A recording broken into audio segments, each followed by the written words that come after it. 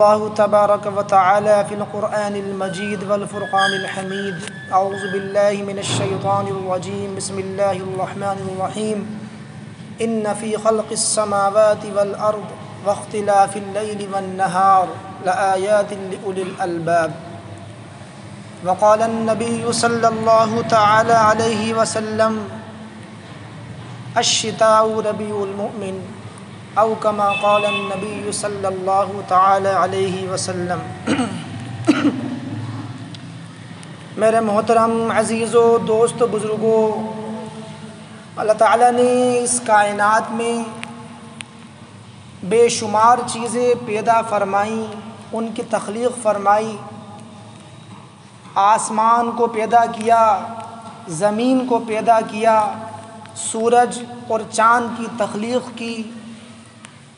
موسموں کو بنایا، اور ان تمام چیزوں کی تخلیق کا مقصد صرف اور صرف یہ ہے کہ یہ تمام چیزیں انسان کی منفعت کے لیے اور انسان کے فائدے کے لیے ہیں. دنیا کے اندر جتنی بھی ہم چیزیں دیکھتے ہیں وہ تمام چیزیں انسان کو فائدہ پہنچانے کے لیے ہیں اور انسان کی آسانی اور اس کی ضروریات کو پورا کرنے کے لیے. اور اللہ تعالیٰ نے انسان کو جو بنایا وہ اپنی بندگی کے لیے، اپنی عبادت کے لیے، اپنی اطاعت کے لیے بنایا. معلوم یہ ہوا کہ اللہ تعالیٰ نے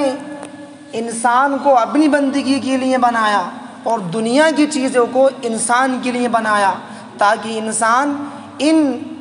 ان وسائل سے، دنیا میں موجود چیزوں سے وہ فائدہ اٹھا کر اللہ کی اطاعت اور اللہ کی بندگی کر سکے. اللہ نے فرمایا قرآن کریم کے اندر: وَمَا خَلَقْتُ الْجِنَّ وَالْإِنسَ إِلَّا لِيَعْبُدُونَ، کہ انسان اور جنات کی تخلیق کا مقصد وہ عبادت ہے. ان کی تخلیق کا اصل وجہ یہ ہے کہ وہ اللہ کی معرفت حاصل کریں اس دنیا کے اندر موجود چیزوں میں غور کر کر. اللہ نے فرمایا ایک مقام پر: ان فی خلق السماوات والارض واختلاف اللیل والنہار لآیات لأولی الالباب، کہ یقیناً زمین اور آسمان کی پیدائش میں اور ان کو پیدا کرنے میں، واختلاف اللیل والنہار، اور فرمایا کہ رات اور دن کے اختلاط میں، لآیات لأولی الالباب، سمجھداروں کے لیے اور عقل مندوں کے لیے نشانیاں ہیں. میرے دوستو، قرآن کریم سمجھدار کسے کہہ رہا ہے؟ الذین یذکرون اللہ قیاما وقعودا وعلی جنوبہم، کہ جو اللہ کو یاد کرنے والے ہیں، اللہ کی بندگی کرنے والے ہیں، کھڑے کھڑے اللہ کو یاد کرتے ہیں، بیٹھے بیٹھے اللہ کو یاد کرتے ہیں، نماز کی حالت میں اللہ کو یاد کرتے ہیں، اور نماز کے باہر بھی ان کا دل اللہ کی یاد میں وہ اٹکا رہتا ہے اور ان کو اللہ یاد رہتا ہے. اور یہ وہ چیز ہے، وہ علامت ہے جس کو فرمایا اللہ کے نبی نے کہ قیامت کے دن جب شدت کی گرمی ہوگی اور قیامت کے دن جس دن کوئی سایہ نہ ہوگا، تو اللہ تعالیٰ 7 لوگوں کو اپنے عرش کا سایہ عطا فرمائے گا. میرے جو دوستو، اس میں ایک شخص وہ بھی ہوگا رجل معلق فی المساجد، کہ جس کا دل مسجدوں میں اٹکا رہتا ہو،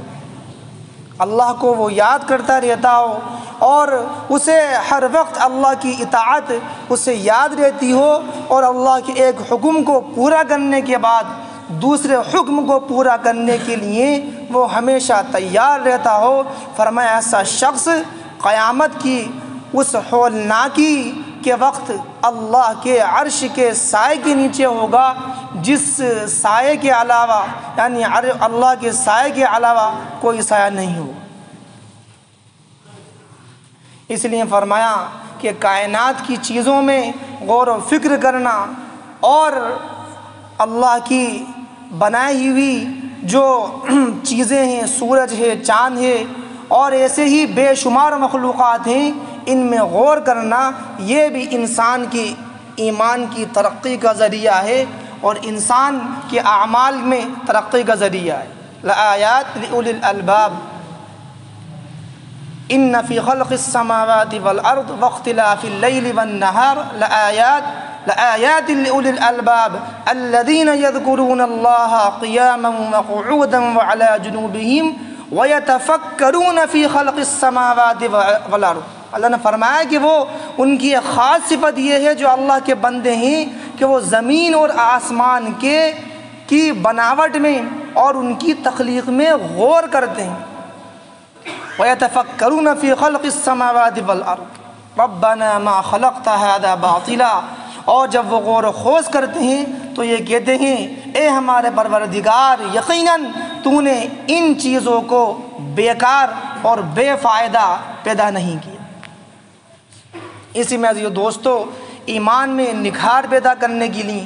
اور ایمان کے اندر ترقی ہو اس کے لیے کائنات میں موجود چیزوں میں غور کرنا یہ ہمارے لیے ضروری ہے تاکہ ہماری ایمانی سطح وہ بڑھے۔ ایسے ہی فرمایا وفی انفسکم، اللہ نے فرمایا کہ اپنے آپ میں بھی غور کرو کہ اللہ نے تمہیں کس طریقے سے تمہاری بناوٹ کی، تمہاری تخلیق کی، تمہیں دو آنکھیں دی، ایک جگہ فرمایا تمہیں دو کان دیے اور بولنے کے لیے تمہیں زبان دی جس سے تم اپنی معافی ضمیر کو ادا کر سکتے ہو۔ میں نے گزشتہ بھی عرض کیا تھا کہ تکلم اور بولنا،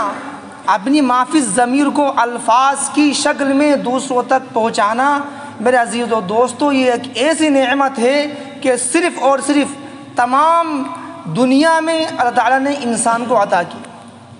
کہ وہ نطق کے ذریعے اور اپنی معافی ضمیر کو الفاظ کی شکل میں دوسروں کو سمجھا سکتا ہے، دوسروں کو بتا سکتا ہے۔ یہ اللہ کی بہت بڑی نعمت ہے۔ تو فرمایا وفی انفسکم، اپنے وجود کے اندر انسان غور کرے،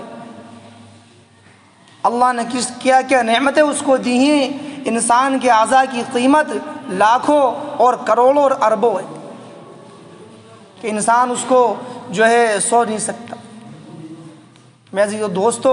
جس کے پاس آنکھ نہیں اس سے جا کر پوچھو کہ آنکھ کی اہمیت کیا ہوتی، جو قوت سماعت سے محروم ہے، جس کے پاس سننے کی طاقت نہیں، جس کے پاس بولنے کی طاقت نہیں، اس سے پوچھو کہ سننے کی طاقت کی اہمیت کیا ہے اور بولنے کی طاقت کی اہمیت کیا ہے۔ جو اپنے اعضاء سے محروم ہیں، اپاہج ہیں، پیروں سے معذور ہیں، ہاتھوں سے معذور ہیں، یا جسم میں اور ان کے کوئی بیماری ہو گئی، کوئی مرض ہو گیا جس کی بنیاد پر وہ صحیح سالم نہیں، تندرست نہیں، ان سے جا کر پوچھو کہ صحت کی نعمت کیا۔ اللہ کے نبی نے فرمایا نعمتان مغبوب کثیر، فرمایا کہ دو نعمتیں ایسے ہیں جس میں اکثر لوگ دھوکے پڑے ہوئے، الصحت والفراغ، فرمایا اللہ کے نبی نے ایک نعمت وہ صحت کی نعمت ہے، ایک نعمت وہ فراغ بالی کی نعمت ہے اور فراغت کی نعمت ہے۔ انسان کو صحت کی نعمت کی قدر نہیں ہوتی جب تک اس پر بیماری نہیں آ جائے۔ صحت کی نعمت ہے، انسان ہر قسم کی عبادت کر سکتا ہے، ہر قسم کی طاعت کر سکتا ہے اور جسمانی عبادت کر سکتا ہے سب سے بڑھ کر۔ لیکن جب میرے دوستو انسان کے جسم میں مرض پیدا ہوتا ہے، بیماری پیدا ہوتی ہے، تو پھر بسا اوقات انسان کھڑے ہو کر نماز پڑھنے پر بھی قادر نہیں ہوتا، رکوع اور سجدے کی نعمت سے بھی انسان محروم ہو جاتا ہے، اور اس کی مثال ہمارے آپ کے سامنے موجود ہے۔ اسی میں عزیز دوستو اپنے وجود کے اندر انسان غور کرے۔ تو میں عرض کر رہا تھا کہ اللہ نے فرمایا کہ دو نعمتیں ایسی ہیں کہ جس میں اکثر لوگ دھوکے پڑے ہوئے ہیں، ایک نعمت وہ صحت کی نعمت ہے اور ایک نعمت وہ فراغ بالی کی نعمت ہے۔ جب انسان بیمار ہو جاتا ہے پھر اسے صحت کی نعمت کی قدر آتی ہے۔ کاش میں اپنے صحت کے زمانے میں کچھ اعمال کر لیتا، میں کچھ نمازیں پڑھ لیتا، کچھ نوافل پڑھ لیتا، کچھ دین کی خدمت کر لیتا، دین کے کام کر لیتا، اعمال خیر کر لیتا، لیکن اب وہ عبادات سے اور طاعات سے اور اللہ کے سامنے سجدوں کی نعمت سے میرے دوست وہ محروم ہو جاتا ہے۔ اس لیے اپنے صحت کے زمانے کو بہت غنیمت جاننا چاہیے، اور اس زمانے میں جتنا ہو سکے انسان خوب اللہ کی اطاعت کرے، اللہ کی بندگی کرے، خاص طور سے اس زمانے میں، اس وقت جو کہ سردیوں کا موسم چل رہا ہے اور بہت اچھا موسم ہے۔ اس موسم کی فضیلت باقاعدہ احادیث میں اللہ کے نبی نے بتائی اور فرمایا کہ الشتاء ربیع المؤمن، سردی کا جو موسم ہے فرمایا کہ وہ تو مومن کے لیے بہار کا موسم ہے، نیکیوں کا سیزن فرمایا کہ جس طریقے سے کسانوں کا سیزن آتا ہے اور تاجروں کا سیزن آتا ہے، دکانداروں کا سیزن آتا ہے، اور ہر کاروباری کا اپنا ایک مخصوص وقت ہوتا ہے جس وقت میں اس کے کاروبار میں اضافہ ہوتا ہے، اس کی دکان زیادہ چلتی ہے، اس کا مال زیادہ بکتا ہے۔ ایسے ہی فرمایا کہ سردیوں کا جو موسم ہے، اللہ کے نبی نے کہ سردیوں کا جو موسم ہے وہ مومن کے لیے نیکیوں کا موسم ہے، اعمال خیر کرنے کا موسم ہے۔ انسان ان دنوں کو وصول ہے،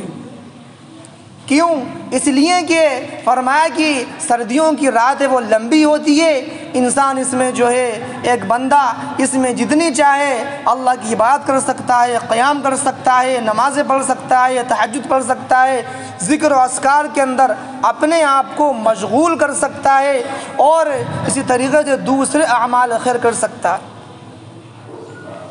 اور فرمایا کہ دن جو ہے وہ چھوٹے ہوتے ہیں، لہذا انسان چاہے تو اس میں جو ہے روزے رکھ سکتا ہے، بہت چھوٹا دن ہوتا ہے، اور سردیوں کی وجہ سے زیادہ مشقت بھی نہیں ہوتی، آرام سے جو ہے روزے بھی آدمی رکھ سکتا ہے۔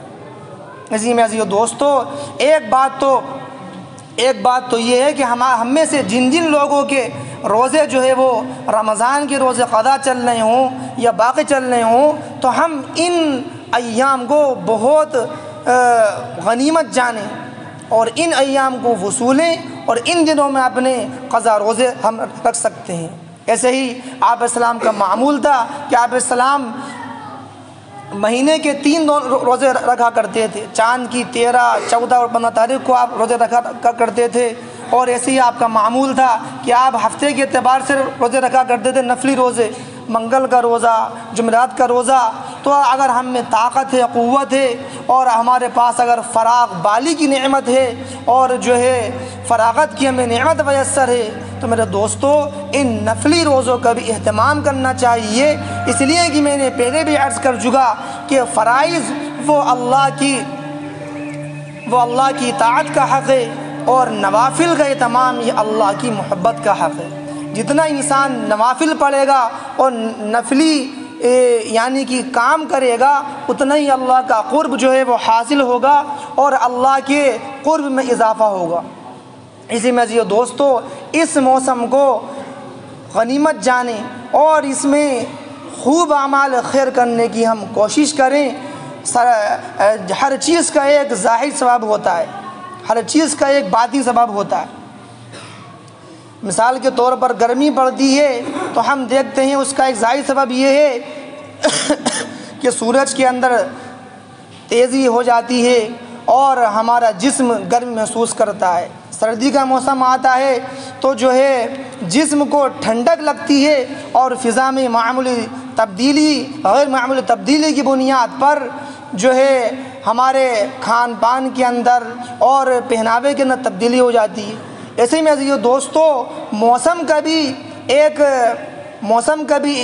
اصول یہ کہ اللہ تعالیٰ فرماتا ہے کہ ہم نے موسموں کو پیدا کیا اس لیے کہ انسان کی طبیعت جو ہے مختلف ہوتی ہے۔ انسان کبھی گرمی کو پسند کرتا ہے، کبھی وہ سردی کو پسند کرتا ہے، کبھی موسم بہار کو، اور کبھی جو ہے وہ برسات کے موسم کو۔ یہ 4 موسم بنیادی طور پر ہوتے ہیں۔ سردیوں کے موسم کی ایک اصل وجہ، ایک ظاہری وجہ ہے جو ہم دیکھتے ہی ہیں، اور ایک باطنی وجہ جس کو اللہ کے نبی نے حدیث شریف کے اندر واضح فرمایا۔ آپ نے فرمایا کہ جہنم نے اللہ سے شکایت کری، ربی اکل بعض، فرمایا عرض کیا جہنم نے، اے اللہ میرا بعض حصہ بعض کو کھا رہا ہے۔ چنانچہ اللہ تعالیٰ نے اس کو 2 سانسیں لینے کی اجازت عطا فرمائی، نفس فی الشتاء و نفس فی الصیف، فرمایا ایک سانس وہ گرمی میں لیتی ہے اور ایک سانس وہ سردی میں لیتی ہے۔ اللہ کے نبی نے فرمایا تم گرمیوں میں جو گرمی کی تپش محسوس کرتے ہو وہ موسم کی وہ اس جہنم کے سانس لینے کی وجہ سے ہے، ایسے ہی فرمایا کہ تم سردی میں جو تم ٹھنڈک محسوس کرتے ہو وہ جہنم کے سانس لینے کی وجہ سے ہے۔ جب جہنم سانس اندر لیتی ہے تو گرمی کا موسم شروع ہو جاتا ہے، ایسے جب وہ سانس چھوڑتی ہے تو سردی کا موسم شروع ہو جاتا ہے۔ ایسے ہی عزیز و دوستو یہ اللہ کا بنایا ہوا نظام ہے، تاکہ اللہ تعالیٰ جانتا ہے، اس لیے کہ اللہ جانتا ہے کہ انسان کی طبیعتیں وہ مختلف ہیں۔ انسان کبھی سردی کو چاہتا ہے، کبھی وہ گرمی کو چاہتا ہے۔ اب ہم سوچیں کہ اگر 12 مہینے مسلسل ایک ہی موسم رہتا، گرمی ہی رہتی پورے 12 مہینے، تو انسان پر کتنی دشواری ہوتی، یا پورے سال اگر جو یہ سردی کا موسم رہتا تو انسان کے اوپر کتنی دشواری ہوتی۔ انسان کی طبیعت کے اندر اللہ تعالیٰ نے یہ موسم کے اندر اللہ تعالیٰ نے یہ چیز رکھی تاکہ انسان کے اندر جو ہے اکتاہٹ پیدا نہ ہو جائے، اور وہ جو ہے موسموں سے اور جو ہے وقت سے وہ اکتا نہیں جائے، اسی لیے یہ موسموں کی تبدیلی ہے۔ میں عزیز و دوستو جیسے کہ میں نے عرض کیا، سردیوں کی راتیں اور ان میں اپنے آپ پر مجاہدہ کرنا اور مجاہدہ کر کے اور جو ہے اپنے وقت کا استعمال کرنا، یہ اس موسم کا جو ہے وہ غنیمت جاننا ہے۔ فرمایا اللہ کے نبی نے کہ اللہ تعالیٰ کچھ اعمال ایسے ہیں جن کی بنیاد پر اللہ تعالیٰ بندوں کو جنت میں داخل کرے گا اور ان کا داخلہ جنت میں فرمائے گا۔ ایسے اعمال جن کی بنیاد پر اللہ تعالیٰ گناہوں کو معاف کرے گا اور نیکیوں کو بڑھائے گا اور درجات میں اضافہ کرے گا۔ جب اللہ کے نبی نے یہ بات ارشاد فرمائی تو صحابہ نے عرض کیا اللہ کے نبی وہ کیا